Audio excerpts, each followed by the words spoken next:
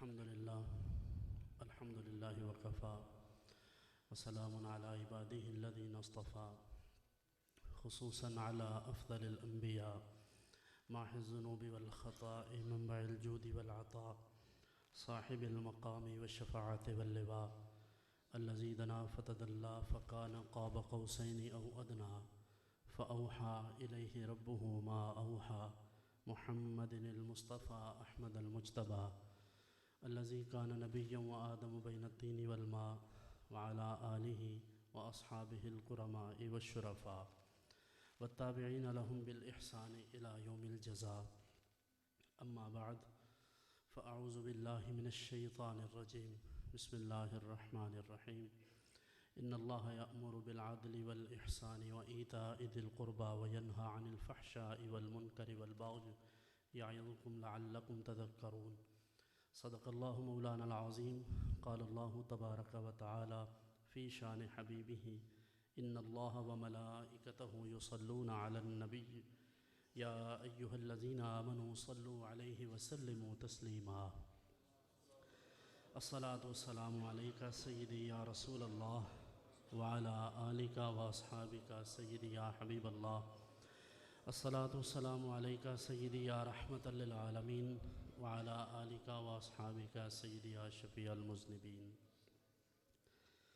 تمام حمد و ثنا اللہ تبارک و تعالی جل جلالہ و عم نوالہ و عز اسمہ کی ذات گرامی کے لیے، اور بے حد و بے حساب درود و سلام حضرت ختم المرتبت جناب محمد مصطفیٰ صلی اللہ علیہ وآلہ واصحابہ وبارک وسلم کے حضور ناز میں عرض کرنے کے بعد، نہایت ہی واجب الاحترام علماء کرام اور دیگر معزز سامعین، آج کی جمعۃ المبارک کی یہ بابرکت اور مقدس جو ایک مجلس ہے، اللہ رب العزت ہم سب کی اس میں حاضری کو اپنی بارگاہ میں مقبول فرمائے اور مجھے حق بیان کرنے کی توفیق مرحمت فرمائے. یہ لائٹ اس کی آف کر دیں بس، باقی کوئی مسئلہ نہیں ہے، اور تھوڑی جگہ سائڈوں پہ اگر بن جائے تو پیچھے سے جو دوست آ رہے ہیں ان کے لیے دقت نہیں ہوگی. سائڈوں کو جو جگہ ہے تھوڑے دوست کچھ یا تو رستہ چھوڑ دیں کہ پیچھے سے لوگ آگے آ جائیں، یا پھر آپ لوگ تھوڑا سا صرف جائیں. ایسے ہی جب نماز کے لیے آپ اٹھیں گے تو یہ بھی ایک مسئلہ ہوتا ہے کہ ہم لوگ ایک دوسرے کو اتنی بھی گنجائش نہیں دیتے کہ کوئی اندر بیٹھ جائے اور ہم باہر چلے جائیں. تو ہم یہ کوشش کرتے ہیں کہ بس ہم جہاں بیٹھ گئے ہیں، اب حضرت داغ جہاں بیٹھ گئے، تو ایک دوسرے پر اتنی قربانی تو دینی چاہیے کسی کے لیے. دین یہی تو سکھاتا ہے. تو کسی کی ذات پر کسی کے لیے آپ اگر کچھ اتنا سا بھی نہیں کر سکتے تو پھر اس کا مطلب ہے کہ ہم نے دین کی اصل روح کو سمجھا ہی نہیں ہے. تو بعد میں خیر اس کا مظاہرہ ضرور کیجیے گا. جب نماز کے لیے اٹھیں گے تو پھر صف بندی ہوگی، تو ظاہر ہے جو لوگ ایکسٹرا ہیں ان کے لیے یہ دقت ہوگی. تو اس میں بوڑھے لوگوں کو اندر جگہ دیں، جوان پیچھے چلے جائیں. جو اپنے آپ کو جوان سمجھتے ہیں وہ پیچھے چلے جائیں، اور اگر بوڑھے بھی جوان سمجھنا شروع ہو جائیں اور جوان کہیں کہ ہم بیٹھے ہیں تو پھر اچھا نہیں لگتا. بہرحال میں اختصار کے ساتھ چند ضروری گزارشات عرض کروں گا، اس امید پر کہ آپ دوست ان تمام چیزوں کو سماعت فرما کر عملی طور پر اس کے حوالے سے کوئی کوشش کریں گے. ہم چونکہ ایک مجموعی مزاج ایسا رکھتے ہیں بحیثیت قوم کہ صرف ایک دوسرے کو لیکچر دینا اور سننا اور اس طرح واہ کرنا اور کسی کو اپریشیٹ کر دینا، کسی کو شاباش دے دینا، اس سے آگے کچھ بھی نہیں ہوتا. اس لیے عملی طور پر ہم بہت کمزور ہیں. اسی مناسبت سے میں نے یہ آیت کریمہ پڑھی ہے.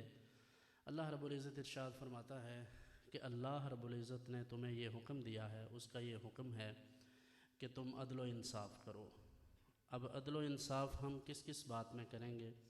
یہ ہم تو جب بھی عدل کی بات آتی ہے تو سارا کچھ حکمرانوں پر اور عدلیہ پر ڈال دیتے ہیں، اور خود اپنی بات تو ہم کرتے نہیں ہیں.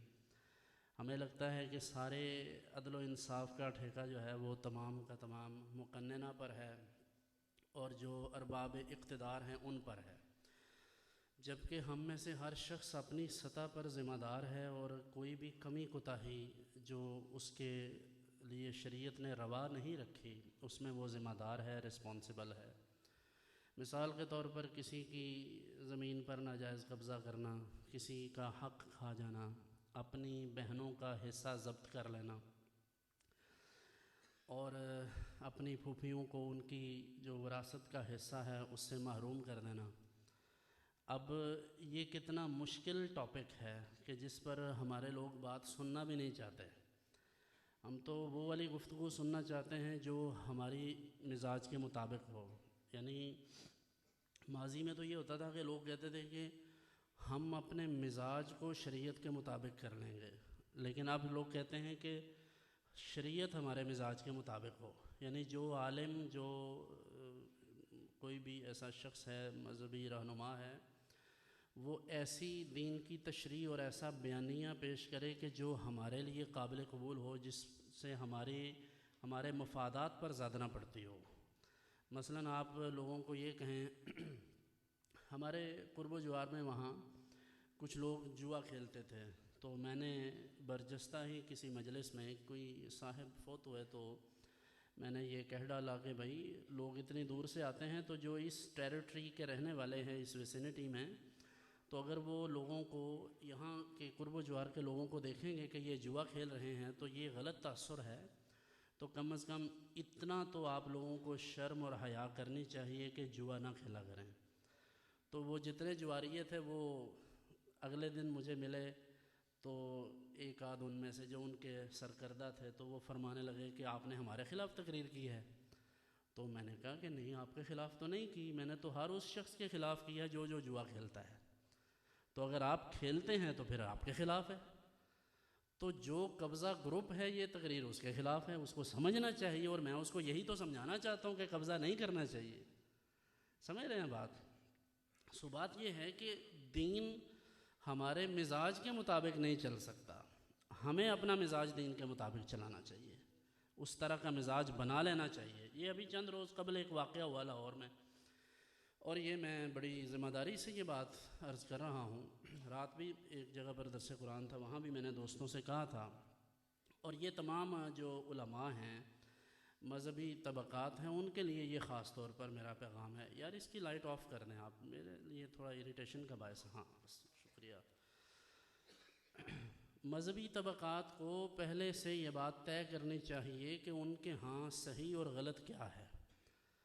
مثلاً ایک خاتون نے ایک لباس پہنا، اس کے اوپر چند الفاظ لکھے ہیں، ایک کیلیگرافی ہے، وہ اب اگر عربی فونٹ ہے اس کا، تو اس کا یہ مطلب نہیں کہ وہ گستاخ ہے۔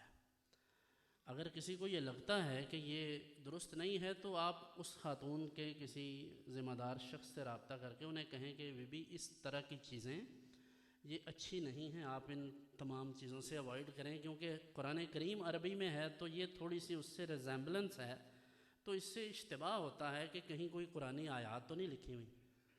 اور یہ کون کر رہا ہے؟ یعنی یہ کس نے کرنا تھا؟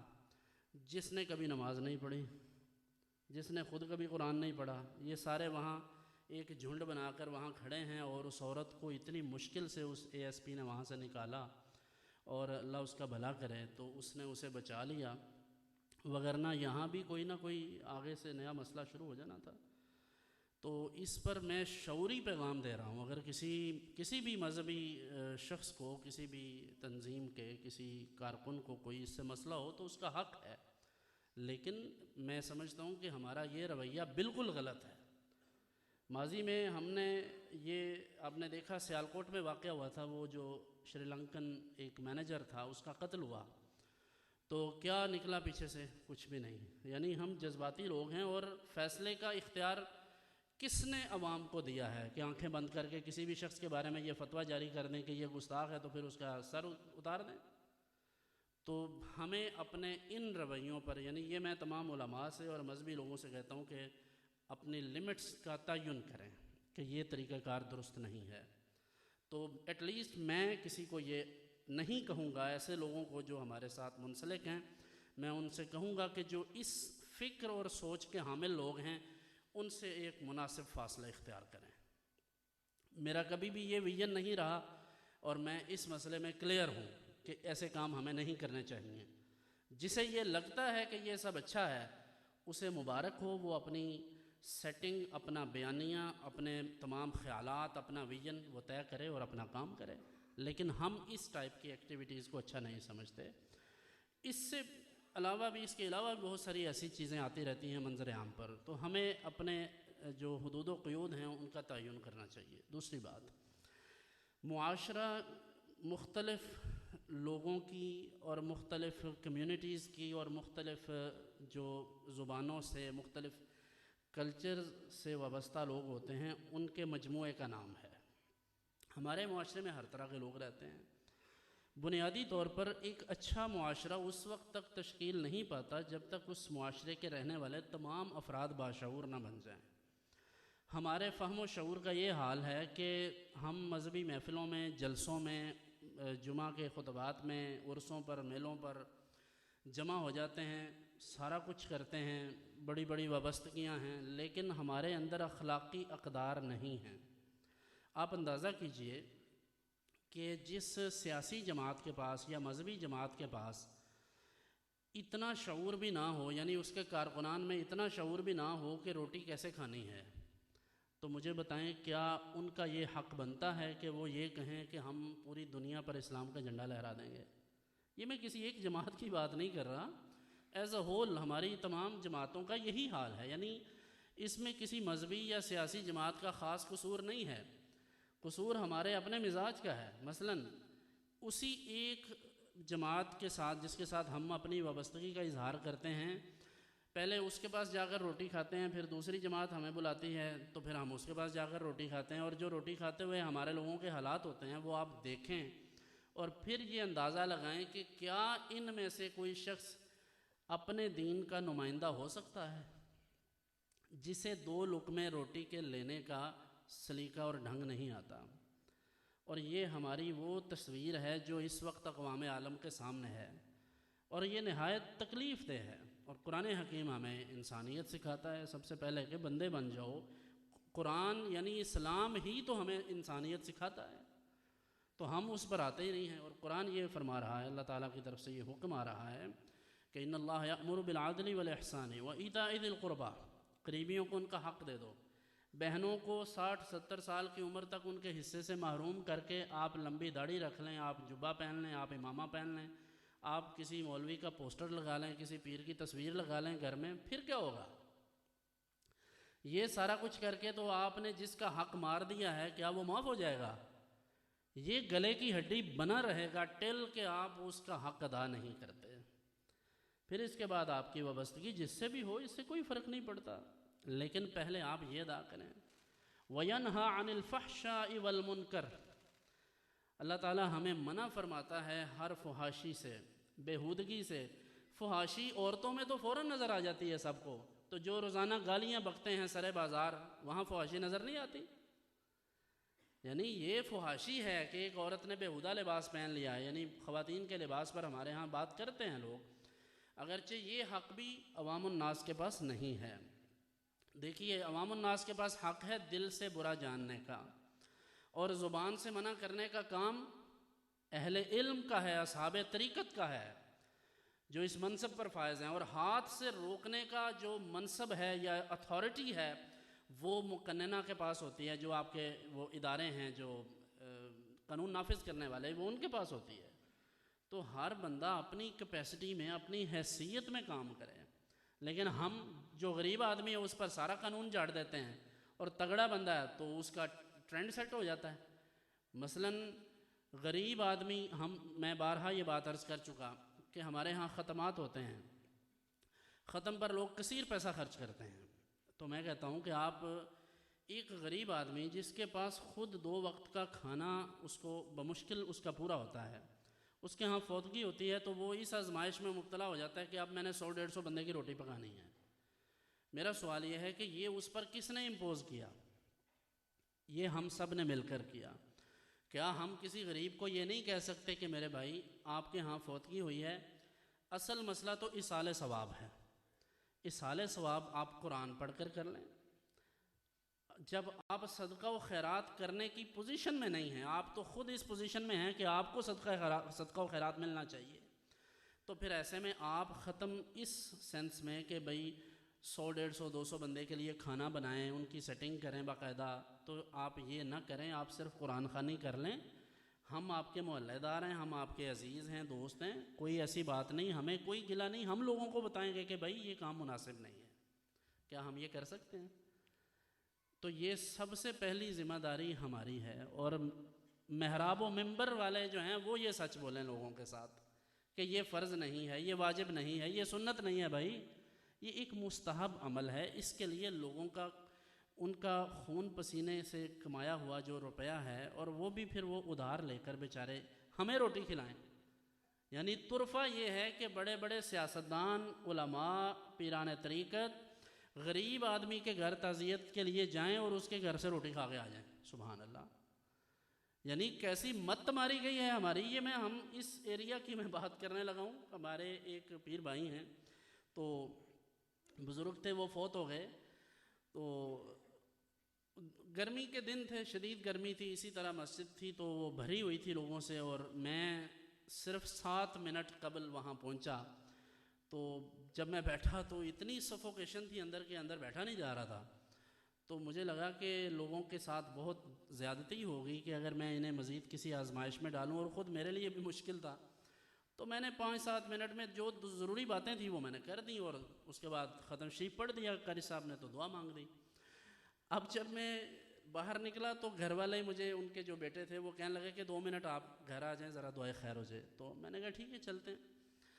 ہم وہاں چل دیے، تو مولویوں کو نہیں پتہ تھا کہ میں وہاں آنے والا ہوں، وہ پوری تیاری کے ساتھ پورا برگیڈ لے کر 10 لوگوں کا وہاں چلے گئے، تو جب انہوں نے مجھے اندر دیکھا تو ان کو پریشان ہو، ان کے طوطے اڑ گئے کہ یہ اندر بیٹھا ہوا ہے اور یہ تو ان چیزوں کے خلاف باتیں کرتا ہے، تو اب ہم روٹی کھائیں گے، چھوڑیں گے، کیا کریں گے، آئے تو روٹی کھانے تھے۔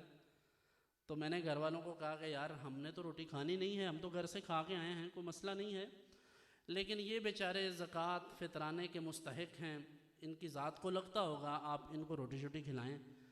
تو میرے ساتھ قاری صاحب تھے ہمارے، تو ان کو میں نے کہا کہ آپ ان کو پیش کریں۔ اب ان کو پیش کریں تو وہ میرے سامنے تو ایک لقمہ نہیں کھا رہے تھے۔ پھر میں نے سوچا کہ اب ہم چلتے ہیں تو یہ بیچارے کھا لیں، تو بعد میں نے ان سے کہا کہ یار ان کو کہیں کہ اللہ کا واسطہ ہے، اگر آپ سمجھتے ہیں نا کہ آپ کو اتنی مشکلات ہیں تو میرے بھائی آپ کوئی دھندا کر لیں نا، یعنی کوئی لوگوں کو کہیں بھئی ہم بھکاری ہوتے ہیں، ہمیں دیا کریں، یہ نہ کہیں لوگوں کو کہ ہم دین کے ریپریزنٹیٹیو ہیں۔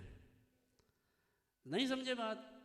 آپ لوگوں کو دین کا نمائندہ بن کر نہ لوٹیں، آپ کوئی اور کاروبار کر لیں، ریڑھی لگا لیں۔ میرے ابا جی رحمۃ اللہ علیہ فرماتے تھے کہ اگر یہ مجھے انہوں نے بارہا یہ بات فرمائی، انہوں نے فرمایا اگر کبھی تمہیں یہ لگے کہ تم اپنے کام، اپنا بزنس، اپنی گزر اوقات اچھے طریقے سے نہیں کر پاؤ گے، اور پھر تمہیں کبھی یہ خیال آئے کہ فلاں بندہ مجھے پیسے دے گا نذرانہ تو میرا کام چلے گا، فرمایا جب یہ خیال آ جائے پھر تو پکوڑیاں والی ریڑھی لا لویں تے وہ بہتر ہے تیرے واسطے۔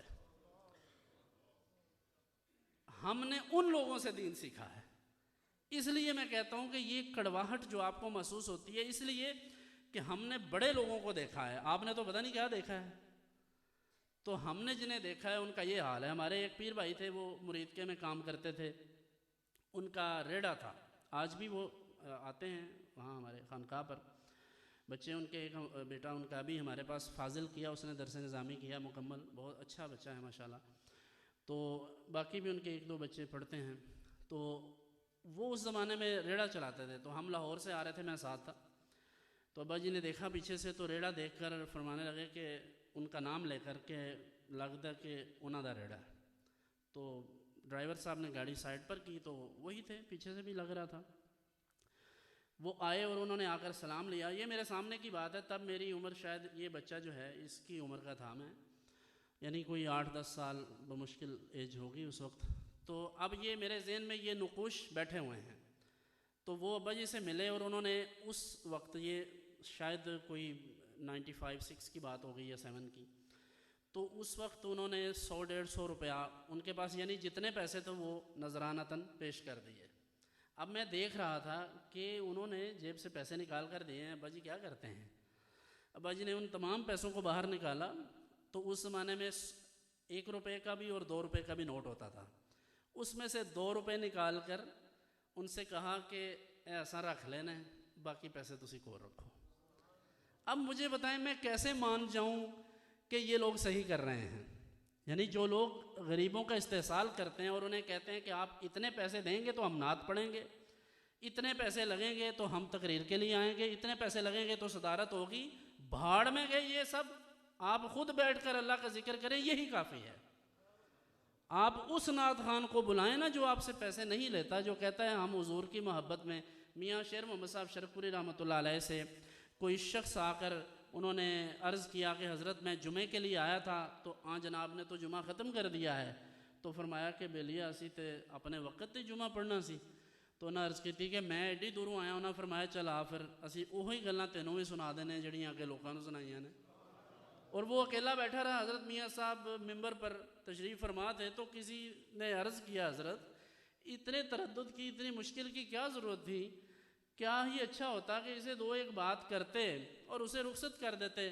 تو انہوں نے ایک بہت ہی قیمتی بات ارشاد فرمائی. آپ نے فرمایا بیلیا جدے واسطے اساں انیاں بڑیاں بندیاں نو گل سنائی سی وہ دے واسطے یہ کلے نو بھی سناتی. تو اگر اللہ کی رضا یا اللہ کے رسول صلی اللہ علیہ وآلہ وسلم کی محبت ہے تو پھر تو یہ حساب ہوتا ہی نہیں ہے نا. پھر تو آپ کو ان کا شکریہ ادا کرنا چاہیے جو آپ کو بلاتے ہیں اور اس قابل سمجھتے ہیں کہ آپ آ کر لوگوں کو ایڈریس کریں، آپ لوگوں کو بات بتائیں یا آپ لوگوں کے سامنے اللہ اور اس کے رسول کا ذکر خیر کریں. ہاں اپنی محبت سے کوئی آپ کے ساتھ کوئی آپ کو 10-20 ہزار 50 ہزار جو دیتا ہے کوئی ایسی بات نہیں، آپ لیں، آپ کا استحقاق ہے. لیکن غریبوں کا خون نچوڑنا یہ آپ کا حق نہیں ہے. تو ہمیں اپنی اس جو ذمہ داری ہے اس کے بارے میں ادراک ہونا چاہیے اور ہمیں اس بارے میں شعوری طور پر کوشش کرنی چاہیے کہ ہمارے لوگ ان مشکلات سے باہر نکلیں. اور میں اکثر یہ بات دوستوں کو سمجھاتا ہوں کہ دین کا کوئی شارٹ کٹ راستہ نہیں ہے. یعنی آپ غلط کرتے رہیں 10-20 سال 50 سال آپ کی عمر ہوئی تو آپ نے لوگوں کے ساتھ زیادتیاں کی، لوگوں کے ساتھ مس بیہیو کیا، ان کی کردار کشی کی، جھوٹی FIR درج کروا دی، جعلی کاغذات بنوا کر کہا یہ تو ہماری جگہ ہے. یہ سارے کام، یہ سارے جو آپ کے حربے ہیں یہ لوگوں کے سامنے ہیں.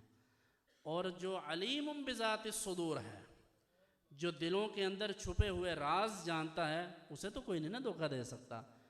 جب وہ عدل و انصاف کی بات پر آ جاتا ہے، جب کسی کی طرف وہ اس طرح متوجہ ہوتا ہے کہ اس کا حساب لینا ہے، تو قرآن کہتا ہے کہ ارم ذات العماد التی لم یخلق مثلھا فی البلاد.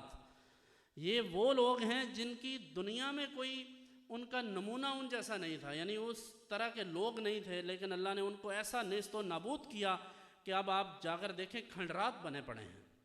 اس لیے اللہ کے عذاب کو دعوت نہ دیں. یہ نہیں ہو سکتا کہ آپ 50-60 برس اپنے والدین کے ساتھ بہن بھائیوں کے ساتھ زیادتیاں کرتے رہے، رشتہ داروں کو ناکوں چنے چبواتے رہے، اور اب آپ کی میت آگے پڑی ہو اور علامہ صاحب کہیں کہ جی اللہ کا واسطہ ان کو معاف کر دیں. جس غریب کی پراپرٹی پر جس کی کل کائنات 5 مرلے تھی اور اس پر بھی آپ نے قبضہ کر لیا تھا، وہ غریب آپ کو معاف کر سکتا ہے؟ ہو ہی نہیں سکتا. اس لیے ان مظلوموں کی آہیں جو عرش الہی کو چیر دیتی ہیں، آپ کو یہ سب برداشت کرنا پڑے گا اور اس کا حساب دینا ہوگا اللہ کی بارگاہ میں. تو 2-4 نعرے مار کر کسی تنظیم کے آگے پیچھے کسی مولوی کے اوپر پھول پتیاں پھینک لیں، کسی پیر صاحب کا استقبال کر لیں، 10 بندے آگے ہو جائیں 20 پیچھے ہو جائیں، اس سے کیا ہوگا؟ یہ کچھ بھی نہیں ہے، یہ دھوکہ ہے آنکھوں کا. یعنی لوگوں کو لگتا ہے کہ ہم فلاں کے ساتھ بیٹھیں گے تو ہماری اچھی سیٹنگ ہو جائے گی. یہ سیٹنگ دنیا میں اچھی ہوگی، آخرت میں کس کی اچھی سیٹنگ ہوگی یہ اللہ ہی جانتا ہے. تو آپ جو کرتے ہیں، انگریزی میں کہتے ہیں action specs louder than words. آپ کی باتوں سے زیادہ آپ کا کام بولتا ہے. آپ اگر اچھا کام کرتے ہیں تو آپ کو کہنے کی ضرورت نہیں ہوتی. لوگ آپ کی غیر موجودگی میں کہتے ہیں کہ یار بہت اچھا آدمی ہے. دعا یہ نہیں ہوتی کہ میں آپ سے مل کر کہوں کہ جناب میرے لیے دعا کریں. دعا یہ ہوتی ہے کہ آپ نے کام اتنے اچھے کیے ہیں کہ لوگ دل سے آپ کو دعائیں دیتے ہوں. تو یہ میرے عزیز نعرے مارنے سے انقلاب اگر آنا ہوتا تو اب تک آ چکا ہوتا. اسی طرح جھنڈے لگانے سے، مختلف قسم کے جلوس وغیرہ کا جو ہم اہتمام کرتے ہیں، بہت اچھی بات ہے، کرنا چاہیے، ایک عقیدت محبت ہے، لیکن اس سے ضروری کام نماز پڑھنا ہے. اب کوئی بھی نہیں سبحان اللہ بولے گا. نہیں نہ بولیں، یہ نہیں بات بولنے نہ بولنے کی بات نہیں ہے، یہی تو ٹیسٹر تھا، لگ گیا، بات تو ختم ہو گئی. یعنی قرآن آپ دیکھیں، یہ رمضان مبارک ہے، کتنی روحانیت جاگتی ہے ہماری کیمرے کے آگے، لیکن آپ ایمان سے کہیو کہ رمضان المبارک میں کتنی تفسیر قرآن پڑھتے ہیں؟ غرض ہی نہیں، ہم قرآن کے لگتے کیا ہیں؟ ہمیں تو ہر کام کے لیے تعویذ چاہیے، اور جیتے رہے عامل بھی اور پیر بھی جو کہتے ہیں کہ آؤ ہر شہد ہی تعویذ دیاں گے. اور خدا کا خوف کرو یار، خدا کا خوف کرو. کس بات پر لوگوں کو لگا دیا، کس کام لگا دیا لوگوں کو. اور جناب رسول اللہ صلی اللہ علیہ وسلم آپ کا طرز عمل کیا ہے؟ دیکھیے، مجھ پر بھی مشکلات آتی ہیں، آپ پر بھی آتی ہیں، ہر کسی پر آتی ہیں، اور یہ مشکلات آنی چاہیے، یہ ہماری زندگی کا حصہ ہیں. تو حضور علیہ السلام پر مشکل آتی تو دیکھتے ہیں حضور کا طرز عمل کیا ہے. حضور پر جب بھی مشکل آتی اسی وقت 2 نفل پڑھتے تھے. کیا مطلب؟ سارے جہان کی مشکلات اور پریشانیاں آ گئی ہیں، حضور نے سوچا ہے کہ بس اپنا سر تسلیم اللہ کی بارگاہ میں خم کر دو. تو ہمیں کیا کرنا چاہیے؟ ہمیں بھی یہی کرنا چاہیے. تعویذ تو ہے ضعیف الاعتقاد لوگوں کے لیے، جن کی ذرا عقیدت کمزور ہے، جن کو بات کی سمجھ نہیں آتی. اور حال یہ ہوتا ہے، میں آپ کے 2-4 منٹ زیادہ لے رہا ہوں، اس پر معاف کیجیے گا. حال یہ ہوتا ہے، بعض اوقات میرے ساتھ ایسا ہو رہا ہے، مجھے بندے آ کر بات بتاتے ہیں کہ جناب ہمارا یہ بھی مسئلہ ہے، وہ بھی مسئلہ ہے. تو میں ان کو کہتا ہوں نماز پڑھتے ہیں آپ؟ بھئی میں اور کیا کہہ سکتا ہوں؟ میں پوچھتا ہوں کسی کا حق تو نہیں مارا ہوا؟ اب آپ یہ کہیں کہ میں لاکھوں روپے کماتا ہوں ہر مہینے لیکن پوری نہیں پڑتی، تو سوال یہ ہے کہ اس لاکھوں میں اگر آپ کی بہن کا بھی حصہ ہو تو میری دعا سے آپ کو کیا ہوگا؟ کچھ مل سکتا ہے؟ جب تک اس کو باہر نہیں نکالیں گے، اس کا حق واپس نہیں کریں گے، کسی بہن کا، بیٹی کا، کسی عزیز دوست کا، جب تک اس کا مارا ہوا حق ضبط کیا ہوا واپس نہیں کریں گے، آپ بڑے سے بڑے ولی اللہ کے پاس چلے جائیں، اس نے دعائی کرنی ہے نا. تو اللہ فرماتا ہے کہ آتو حقہ، آتی ذی القربیٰ حقہ، کہ جو قریبی لوگ ہیں ان کے حق ادا کرو. تو عزیزان گرامی قدر، نماز کی پابندی اور سچ بولنا اور کم نہیں تولنا، مسلمانوں کم نہ تولنا، خدا کا واسطہ ہے، اپنے اوپر رحم کرو. ہمارے وہاں میں نے پہلے بھی یہ بات بتائی تھی پچھلے سال کہ ہمارے وہاں قریب ایک چھوٹا سا قصبہ ہے قلعہ احمد آباد. ہمارے ایک عزیز ہیں تو وہ یورپ میں رہتے ہیں، گاہے گاہے وہ آتے ہیں. تو ہم نے رمضان مبارک میں مجھے کہنے لگے کہ سحری کے وقت دہی اس سے لے کر آئیں گے. تو ہم دہی کے لیے گئے وہاں، اس سے دہی تھوڑا سا ہم نے لے کے کھا لیا. تو کچھ گھر کے لیے لے آئے، سحر کے لیے. تو میں نے اس سے ریٹ وغیرہ جب پوچھے تو اس نے ہمیں مارکیٹ سے 20-30 روپے ریٹ کم بتایا نا. تو میں نے ان سے پوچھا کہ یہ ریٹ میرے لیے ہے یا سب کے لیے ہے؟ تو نے کہا نہیں، میں سب کو ایسے ہی بیچتا ہوں. تو میں نے ان سے پوچھا، اس کی داڑھی نہیں ہے بائی دا وے، تو میں نے اس سے پوچھا کہ یہ آپ اتنا کم ریٹ میں کیوں بیچتے ہیں؟ تو آپ یقین کریں جیتا جاگتا ہے وہ، کسی کا دل چاہے تو میں اس سے ملواؤں گا.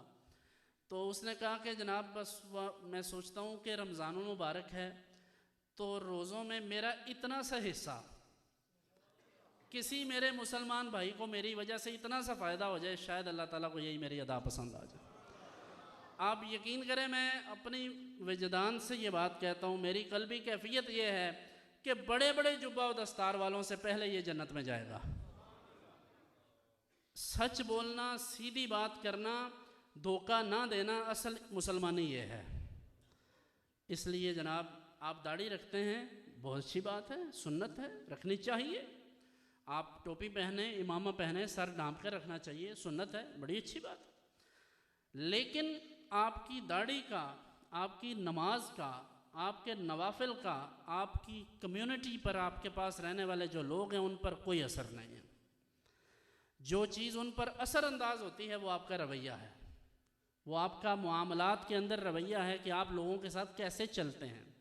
آپ نے پیسے لے لیے کسی سے، پھر فون بند کر دیا، پھر آگے سے بھی فون بند ہو جاتا ہے، جہاں ساری دعائیں جانی تھی آگے سے رابطہ منقطع، ڈسکنیکشن، پھر آپ مانگتے رہے دعائیں کرتے رہے، صاحب رکاوٹ رکاوٹ رکاوٹ، کہتے ہیں میرے کاموں میں رکاوٹ ہے۔ میں کہتا ہوں کاموں میں رکاوٹ نہیں ہے، رکاوٹ ہمارے اللہ کے ساتھ رابطے میں ہے۔ اپنا وہ کنیکشن بحال کریں، اگر رکاوٹیں ہوں گی بھی تو آپ کو رکاوٹیں لگے گی نہیں، مشکلیں اتنی پڑی کہ آسان ہو گئی، پھر آپ کو یہ لگے گا۔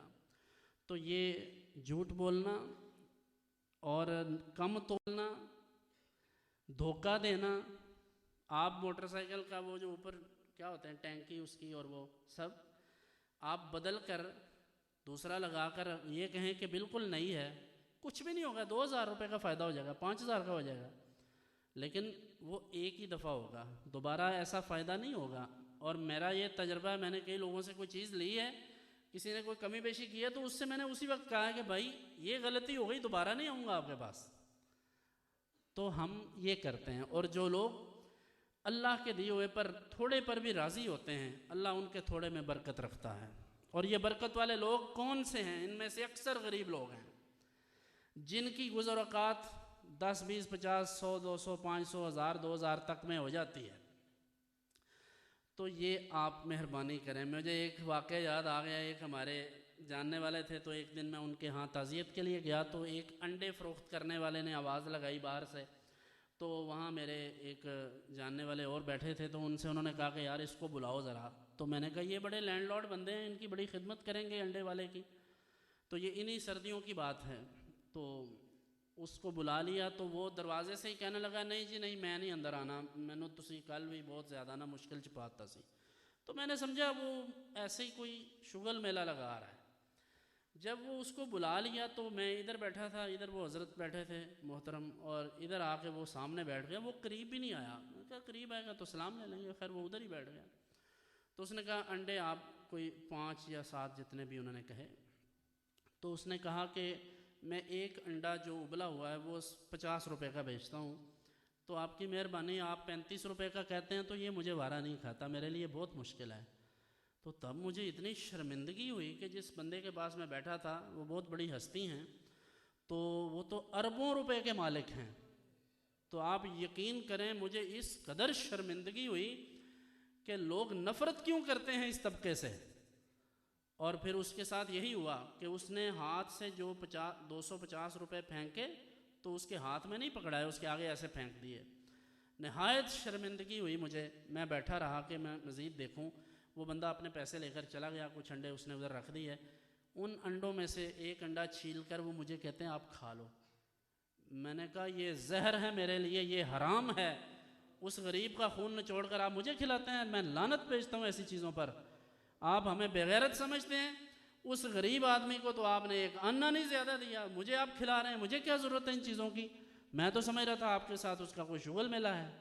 تو میں اٹھ کر وہاں سے چل دیا اور باہر جا کر ڈھونڈا اس کو، وہ ملا نہیں۔ 2 دن بعد ہمارے وہاں گاؤں میں ہی ایک ختم تھا، ایک ہمارے عزیز ہیں ان کی والدہ کا، وہاں مجھے وہ ملا۔ میں نے بلکہ اس کو ڈھونڈ کر لڑکوں کو کہا کہ اس کو ڈھونڈو کہاں ہے، تو وہ آیا، میں نے اس سے باضابطہ معافی مانگی۔ وہ کہنے لگے آپ کس بات پر معافی مانگتے ہیں؟ میں نے کہا اس لیے کہ جس نے آپ کے ساتھ یہ کیا ہے وہ ہمارا پیٹی پرا ہے۔ سمجھے ہیں؟ نہیں سمجھے بات؟ وہ لوگ اس کو مذہبی رہنما سمجھتے ہیں، اور مجھے شرمندگی ہے۔ میں نے اسے جو مجھے اللہ نے توفیق دی تھی اس کی خدمت کی، اور اسے کہا کہ یار آپ لوگ رزق حلال کماتے ہیں، ہمیں آپ پر فخر ہے۔ میں نے اس سے کہا تھا، میرے ساتھ اور بھی میرے عزیز بیٹھے تھے، میں نے کہا مجھے میرے نزدیک تم لوگ قابل رشک ہو، سارا دن محنت مزدوری کرتے ہو، اللہ تمہارے رزق میں برکت دے، کبھی ضرورت پڑے کسی بات کی تو میں حاضر ہوں۔ تو میرے عزیز جب تک آپ کے اندر یہ انسانیت، اس انسانیت والے جراثیم نہیں ہیں، آپ سمجھ لیں اسلام کی روح آپ تک نہیں پہنچ سکی۔ اللہ رب العزت ہمارے احوال پر رحم فرمائے، انہ علی کل شیء قدیر۔